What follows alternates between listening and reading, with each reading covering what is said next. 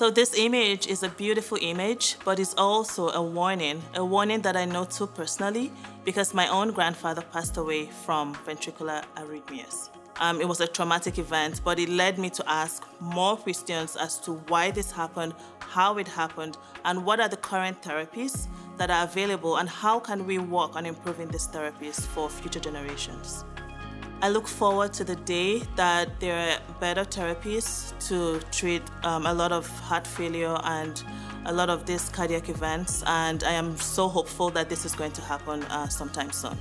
My work is focusing on developing microfluidic capabilities, and some of those, for example, would be capturing a single cell within a droplet so that you can sequence its genetic information.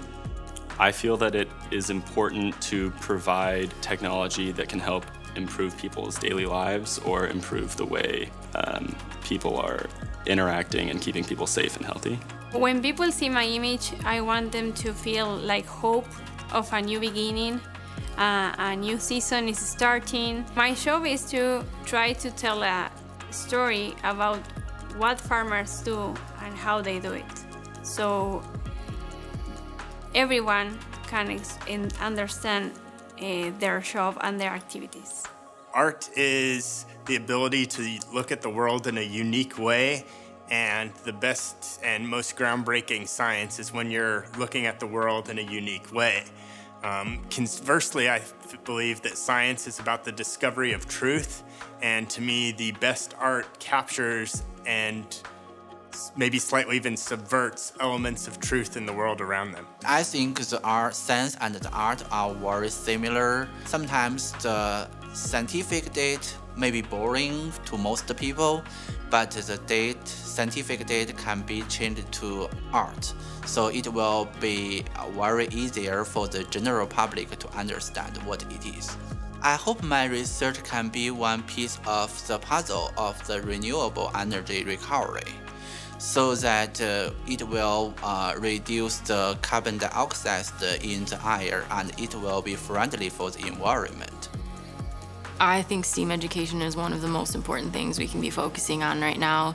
I think you can do good science if you just focus on the calculations, but I think you can really do great science if you have passion for it. I think passion really helps drive people to put in the extra effort and want to, just go the extra mile to do things right. I really see my work as both science and art.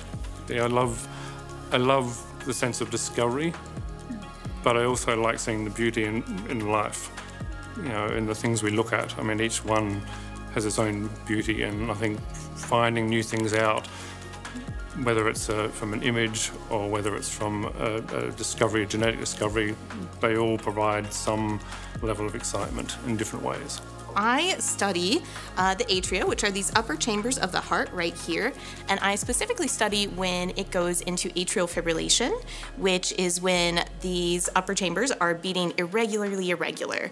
And it's a disease that affects quite a few people as well as animals, and our work is trying to figure out why that's happening and how we can cure it in both animals and people. So what pulled me into science was a love for solving puzzles and figuring out what are the best questions to ask to improve upon life. Science needs more women involved in it.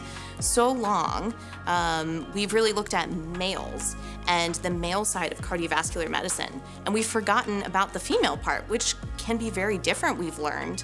So really, women are necessary in this particular field of science in general to better understand what's going on with the problems that women face.